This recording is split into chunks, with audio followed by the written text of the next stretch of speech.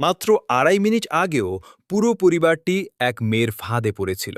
হঠাৎ করেই তাদের ওপর নির্মম হামলা করা হয়। শুধু স্ত্রী গুরুতর আহত হয়নি, তাদের ৬ বছরের মেয়েকেও অপহরণ করা হয়। দম্পতি থানায় গিয়ে অভিযোগ জানায়, কিন্তু অবাক করার বিষয়, পুলিশ সঙ্গে সঙ্গে ঘটনাস্থলে যায়নি, বরং তাদের বাড়ি ফিরে যেতে বলল। এমন সময় কি পুলিশের কাছে আসা উচিত না? পুলিশ বলল, পুলিশের নিজস্ব নিয়ম আছে, প্রতিটি মামলাই জরুরি, এক এক করে তদন্ত করতে হয়। এক এক করে মানে কি? যদি আমার মেয়ের কিছু হয়, তাহলে তোমরা সবাই বিশ্বাসঘাতক। থানার সবাই তখন প্রমাণ খুঁজতে ব্যস্ত ছিল। হঠাৎ জোরে শব্দ হওয়ায় পাহারাদাররা চলে আসে। পরিস্থিতি সামাল দিতে দুজন সাময়িকভাবে একসাথে কাজ করার সিদ্ধান্ত নেয় এবং সেখান থেকে পালিয়ে যায়। যদিও প্রতিপক্ষ অনেক শক্তিশালী ছিল, তবুও কিং তার বিখ্যাত ডান হাতের ভারী ঘুষি ব্যবহার করে নিজেকে বাঁচানোর সুযোগ তৈরি করল। আমি তাকে হাসপাতালে নিয়ে যাচ্ছি।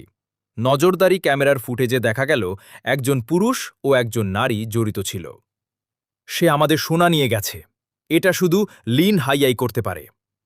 এদিকে প্রতিযোগিতা আরও বিপজ্জনক পর্যায়ে প্রবেশ করল। লিন হাইয়া সুযোগ বুঝে দ্রুত সিদ্ধান্ত নিল। চেন পুলিশকে মারধর করে সেখান থেকে পালিয়ে যায়। চেন, তুমি অবশেষে ফিরে এসেছ।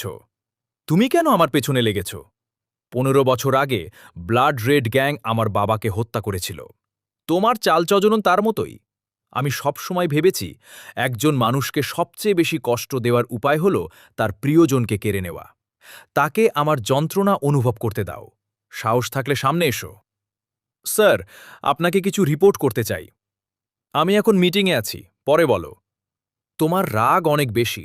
ভুলে যেও না, তুমি এখানে কার কারণে এসেছ। কাল সবাইকে থানায় উপস্থিত থাকতে বলো।